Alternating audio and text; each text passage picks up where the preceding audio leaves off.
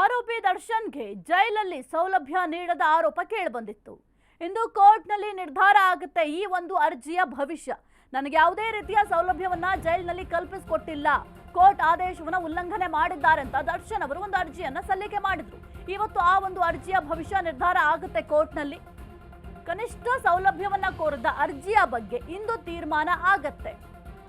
ಕೋರ್ಟ್ನಲ್ಲಿ ವಿಚಾರಣೆಯನ್ನ ಮಾಡ್ತಾರೆ. ಬೆಂಗಳೂರಿನ 57ನೇ CCH ಕೋರ್ಟ್ನಲ್ಲಿ ಇವತ್ತು ವಿಚಾರಣೆ ಇರುತ್ತೆ. ಕ್ವಾರಂಟೈನ್ ಸೆಲ್ನಲ್ಲಿ ಇರಿಸಿರುವ ಬಗ್ಗೆ ವರದಿಯನ್ನ ಕೋರ್ಟ್ ಕೇಳಿದೆ. ಆದೇಶ ಪಾಲನೆಯ ಬಗ್ಗೆಯೂ ಕೂಡ ಕೋರ್ಟ್ ವರದಿಯನ್ನ ಕೇಳಿದೆ. ಪರಿಶೀಲನೆ ಮಾಡಿ ವರದಿ ನೀಡುವಂತೆ ನ್ಯಾಯಾಲಯ ಸೂಚನೆಯನ್ನ ಕೊಟ್ಟಿತ್ತು.